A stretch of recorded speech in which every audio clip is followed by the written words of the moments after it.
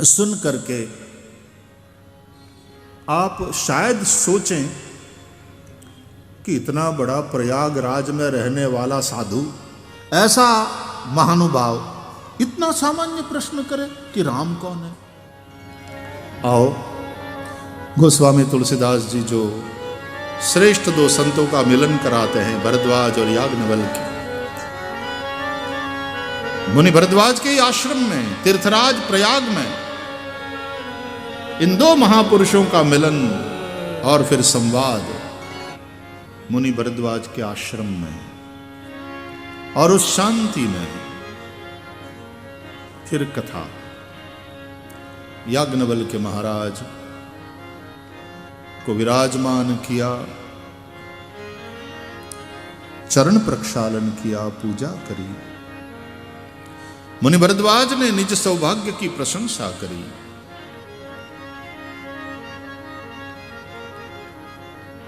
कुछ पूछना चाहते हैं, पूछूं? पूछो। नाथ एक संसव बड़ मोरे, करगत वेद तत्व सब तो। महाराज, मेरे मन में एक संशय है। अब संशय है तो प्रकट करिए किसी समर्थ सद्गुरु के पास बैठकर। संशय हुआ है तो शर्माइए नहीं, संकोच मत करिए।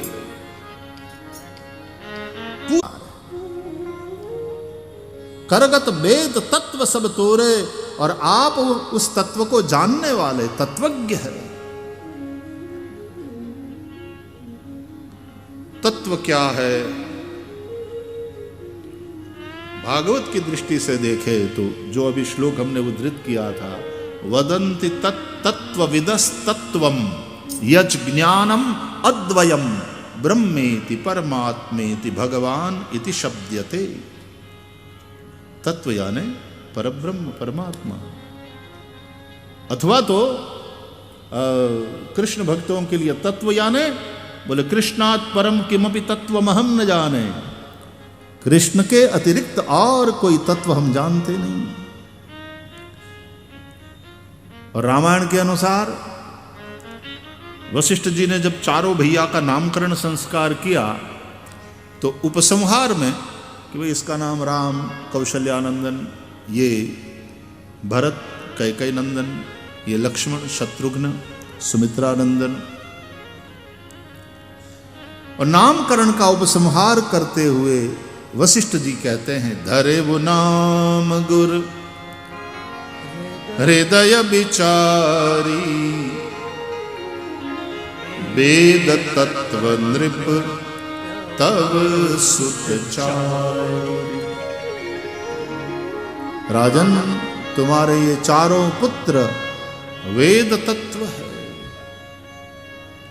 भगवान ही चतुर्व्यूह से प्रकट हुए हैं। राम, लक्ष्मण, भरत, शत्रुघ्न, इन चार रूपों में वह परम तत्व ही प्रकट हुआ। कृष्णावतार में भी वह ब्रह्म परमात्मा चतुर्व्यूह से प्रकट हुआ। वो है वासुदेव, प्रद्युम्न, संकर्षण, अनिरुद्ध। ये चतुर्व्यूह है। रामायण में राम, लक्ष्मण, भरत, शत्रुघ्न, इन चार रूपों में वही तत्व, वेद तत्व, परब्रह्म परमात्मा प्रकट हुए। इसलिए तो कहते हैं वह एक ही है ब्रह्म, और वो चार रूपों में प्रकट हुआ। वो है राम, लक्ष्मण, भरत, शत्रुघ्न। और वेद चार है, वो एक रूप में प्रकट हुआ, वो है रामायण। चारों वेदों का संयुक्त रूप। इसलिए हिंदुआन को वेद सम जब नहीं प्रकट कुरान। चारों वेदों का संयुक्त रूप, चारों वेदों ने मिलकर एक अवतार लिया, वो है रामायणावतार। ये भगवान का वांग्मय स्वरूप। और एक ही तत्व परब्रह्म परमात्मा ने 4 रूपों में अपने आप को प्रकट किया, वो है राम लक्ष्मण भरत शत्रुघ्न।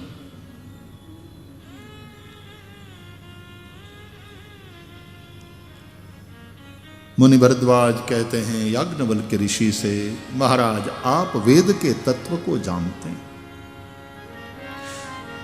पूछने में मुझे शर्म भी आ रही है, भय भी लग रहा है। शर्म इसलिए, शर्म संकोच इसलिए कि मेरे प्रश्न को सुन करके आप शायद सोचें कि इतना बड़ा प्रयागराज में रहने वाला साधु और भरद्वाज मुनि बस ही प्रयागा तिनकर, भगवान के चरणों में अनुराग है, तापस समदम दया निधाना, परमार्थ पथ परम सुजाना। ऐसा महानुभाव इतना सामान्य प्रश्न करे कि राम कौन है, आप मुझे बताइए। तो थोड़ी लज्जा का भी अनुभव हो रहा है।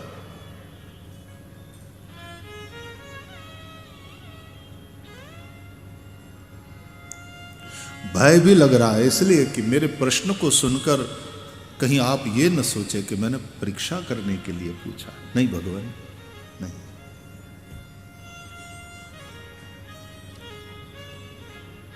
लेकिन संत कहीं अस नीति प्रभु, श्रुति पुराण मुनि गाव, हो इन विमल विवेक और गुरसन किए दुराव।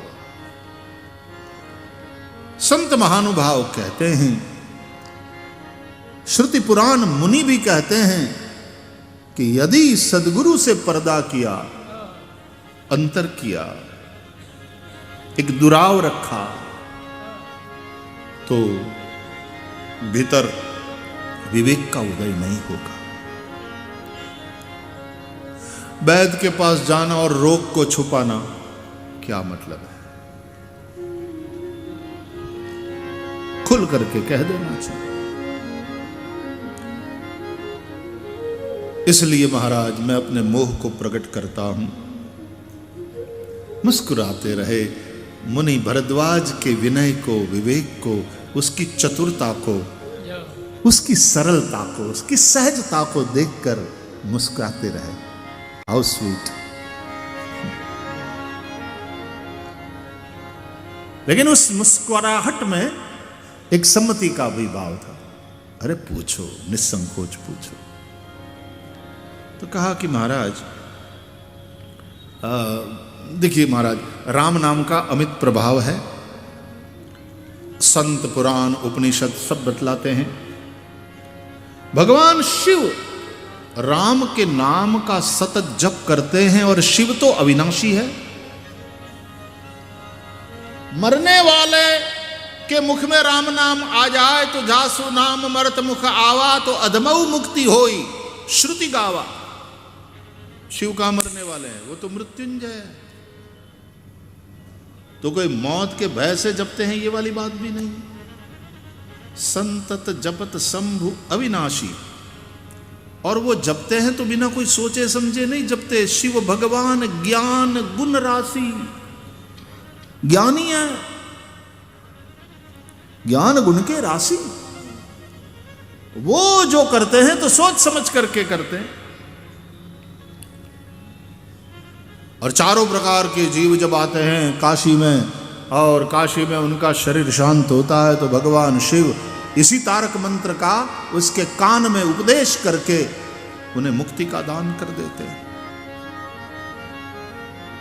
मुस्कुराते रहे और सिर हिलाते रहे वक्ता याज्ञवल्क्य ऋषि। ये ऋषि है, वो मुनि है, भरद्वाज मुनि। अब ऋषि और मुनि की व्याख्या अलग अलग है शास्त्रों में भी। शास्त्रों ने स्पष्ट कोई बात, कोई प्रश्न अनछुआ नहीं रखा। ये ऋषि है याज्ञवल्क्य, वेद के ज्ञाता है। मुनि तपस्वी होते हैं, तापस सम दम दया निधान, पवित्र जीवन जीने वाले मुनि। वो बहुत ज्यादा वेद के ज्ञाता ना हो, पंडित ना हो, संस्कृत का अभ्यास ना हो, लेकिन एक सच्चा साधक, एक साधु, तपस्या करने वाला, धुनी तापने वाला, इंद्रियों का संयम, मन का संयम, तापस, शम, दम और दया निधान, दया का निधान। साधु इतना सरल, दया से भरा हुआ और परमार्थ के पथ का परम सुजान, ऐसा मुनि भरद्वाज मुनि बस ही प्रयागा, तिन ही राम पद अति अनुराग। राम प्रेम, बस माला जपते रहते हैं। ऐसे कई मुनि, ऐसे कई साधु का दर्शन करने का अवसर मिला है। तो उनके पास संस्कृत नहीं है, उनके पास वेदों का ज्ञान नहीं है, लेकिन हालांकि श्रीमद् भागवत में शुकदेव जी को मुनिंद्र कहा, युगिंद्र कहा।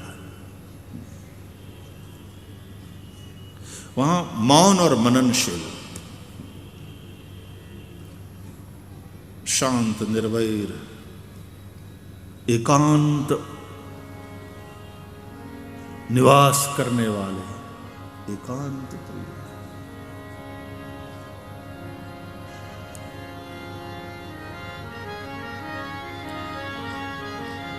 और सुखदेव जी उन मुनियों के गुरु हैं। गुरुम मुनीनाम यस्वानुभावमखिल श्रुतिसारमेकम् अध्यात्मदीपमतितीतिर्षतां तमोन्धं संसारिणां करुणयाः पुराण गुह्यं तं व्याससूनुमुपयामि गुरुं मुनीनाम्। व्याससूनु, व्यास जी के पुत्र सुखदेव क्या है बोले? गुरुम मुनीनाम, मुनियों के गुरु। यहां याज्ञवल्क्य वैदिक ऋषि है, वेदज्ञ है, ऋषि। तो ऐसे ऋषियों के चरणों में बैठा है एक मुनि। मुनि सरल, निरहंकार, अपने संशय को कितनी दीनता के साथ और कितने विवेक के साथ प्रस्तुत कर रहा है, देखने लायक है साहब। एक एक चौपाइयों पर ध्यान दो, रामचरितमानस के एक एक प्रकरण का दर्शन करो। ये चरित है। अपने चरित को यदि ऊंचे उठाना है तो एक एक चरित्र को, है तो ये रामचरित, लेकिन रामचरित के अंदर जितने भी चरित है,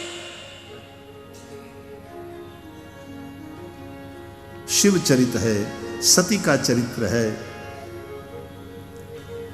इन मुनियों का चरित्र देखो,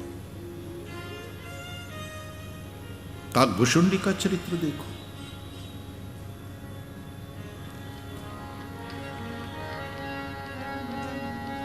एक एक चरित्र, दशरथ जी का चरित्र, कैकेयी जी का चरित्र, वशिष्ठ जी का चरित्र, एक एक कैरेक्टर, इसको देखो और सीखो। राम कथा आदर्श जीवन की आचार संहिता कही गई है।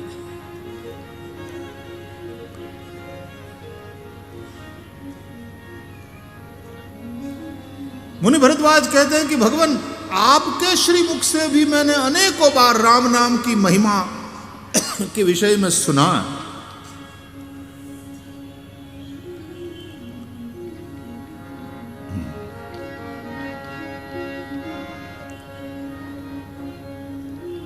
कोई डिस्टर्ब नहीं किया ऋषि याज्ञवल्क्य ने, लंबा चौड़ा निवेदन होने के बावजूद। तुमको पूछना क्या है? पूछो न भाई,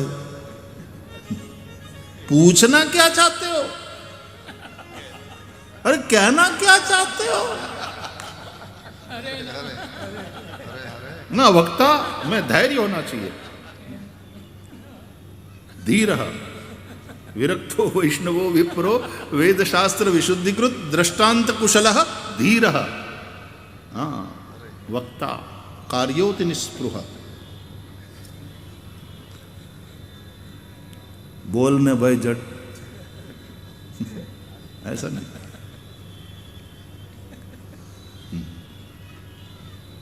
प्रभु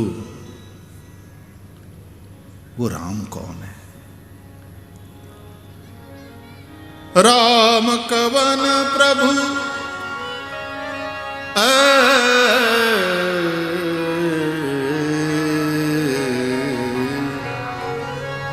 राम कवन प्रभु पूछऊ तो ही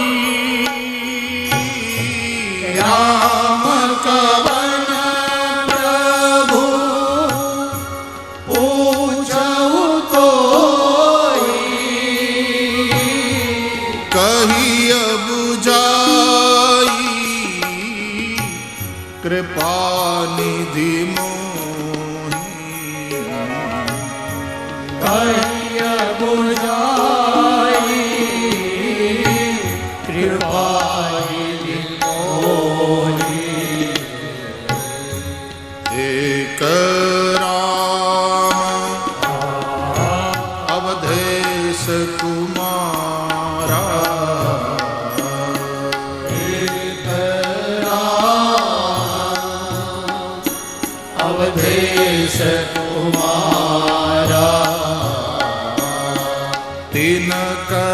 चरित विदित संसार दिनकर चरित विदित संसार नारी विरह दुख लहे अपारा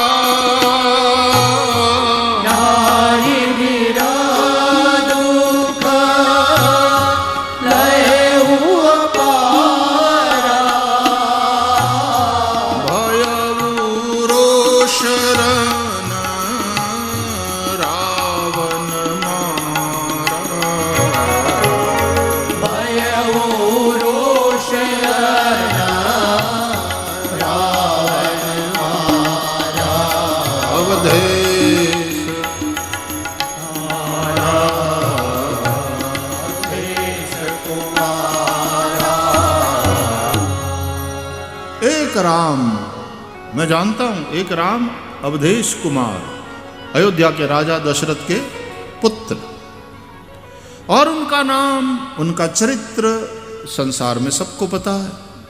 क्या चरित्र उस राम का, दशरथ नंदन राम का? बोले उनकी सती नारी थी सीता, उनका नाम था। रावण नाम का कोई असुर वनवास के दरमियान उसका हरण करके ले गया, तो राम जी को बड़ा गुस्सा आया, भय वो रोष, और परिणाम बोले युद्ध कर लिया, हरण रावण मारा, रावण को मार डाला। यह चरित्र सबको पता है। प्रभु सोई राम की अपर को जाई जपत त्रिपुरारी। अब स्पष्टता कि वही राम भगवान शंकर जिसके नाम का सतत जप करते हैं, वो राम, ये दशरथ नंदन वही राम कि अपर को कोई और? सत्य धाम सर्वज्ञ तुम कहो विवेक विचारी। आप सत्य धाम हैं, आप सर्वज्ञ है। सत्य धाम है इसलिए झूठ तो बोलेंगे नहीं, और सर्वज्ञ है, उन्हीं से मार्गदर्शन सही सही प्राप्त होगा। कहो विवेक विचारी। अब प्रश्न स्पष्ट हुआ कि शिव जिसके नाम का जप करते हैं वह परब्रह्म राम, और दशरथ नंदन राम ये अलग अलग है कि एक है? राम दशरथ नंदन के रूप में कोई एक आदर्श चरित्र, मनुष्य चरित्र, एक आदर्श मानव है, और वो राम जिसको शिव जी जपते हैं, रमन्ते योगिनो यस्मिन, योगी जिनमें रमते रहते हैं, वह परब्रह्म राम। राम ब्रह्म परमार्थ रूपा, अभिगत अलख अनादि अनूपा, सकल विकार रहित गत भेदा, कहीं नित नेत निरूप ही भेदा। वो राम, वो अलग है, और उनके नाम से अपने बेटे का नाम दशरथ जी ने राम रख लिया। जैसे अजामिल ने बेटे का नाम नारायण रख लिया, कहीं ऐसा तो नहीं है। प्रभु सोई राम की अपर को जाहि जपत त्रिपुरारी। इन शॉर्ट, सीधे साधे मुनि भरद्वाज पूछना चाहते हैं कि राम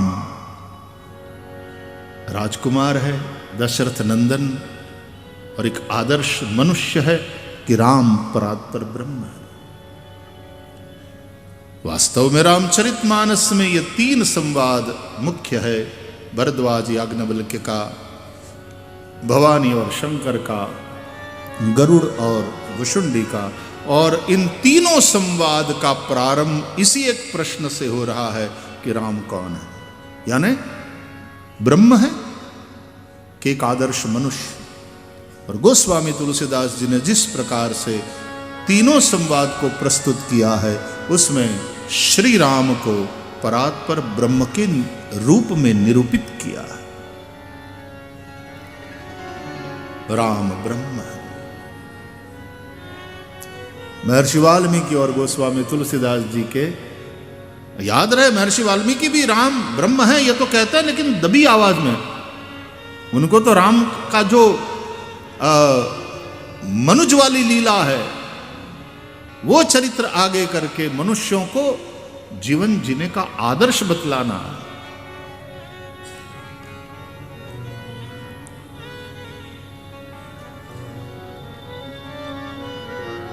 कौन है राम? तो उनकी सती नारी का हरण हो गया रावण के द्वारा, और इनको रोष आ गया और रावण के साथ युद्ध किया और रावण को मार डाला और अपनी पत्नी को वापस ले लिया। केवल इतनी बात से शंकर जी उनके नाम का जप करने लगे। ऐसे तो कई वीर पुरुष हुए, और अपनी पत्नी का कोई हरण करके ले जाए तो किसको दुख नहीं होता, आपस में पटती हो तो। ऐसी स्थिति हो तो बात अलग है, लेकिन आपस में यदि पटती हो तो कौन पति अपनी पत्नी के वियोग में दुखी नहीं होगा। और जिसमें पौरुष है, जिसमें बल है, तो कौन पुरुष युद्ध करके अपनी वीरता का प्रदर्शन करके और पुनः अपनी पत्नी को प्राप्त नहीं करेगा। इतनी सी बात में शंकर जी उनके नाम का जप करने लगे। प्रभु सोई राम की अपर को जाहि जपत त्रिपुरारी। इसलिए देहाती लोग, गांव का एक कवि रामायण को पढ़ करके उसने कविता लिखी, गांव के देहाती कवि ने। कहता पढ़ ली मैंने रामायण। बोले क्या है उसमें? बोले एक राम एक रावण। कहानी इतनी सी है, एक राम एक रावण, एक छत्री एक बामन्ना। एक राम एक रावण, एक छत्री एक बामन्ना। उसने उसकी नारी चुराई तो उससे उसकी भई लड़ाई। उसने उसकी नारी चुराई तो उससे उसकी भई लड़ाई। इतनी बात की बातन्ना, तुलसी लिखी गए पोथन्ना। बात तो इतनी सी। और गोस्वामी तुलसीदास जी ने लंबी चौड़ी पोथी लिख डाली, लेकिन निश्चित ही ये पोथी जीवन की पोथी है। हमारे जीवन को सजाने संवारने के लिए ये पोथी। बात इतनी सी है, लेकिन 9 दिन तक गाया जाता है रामायण। रामचरित्र के द्वारा आदर्श जीवन का फंडा हम लोग प्राप्त करते हैं। हरि शरणम हरि शरणम हरि शरणम हरि शरणम हरि शरणम हरि शरणम हरि शरणम हरि शरणम हरि शरणम हरि शरणम हरि शरणम हरि शरणम हरि शरणम हरि शरणम हरि शरणम हरि शरणम। आप बड़े ही भाव से, ध्यान से और अनुशासन पूर्वक कथा श्रवण कर रहे हैं। एक सूचना और भी दे दूं कि वैसे तो ठीक 7:30 बजे कथा का विराम हो जाता है, लेकिन कल राम लला प्रकट होने वाले हैं, तो थोड़ा समय लेकर आइएगा।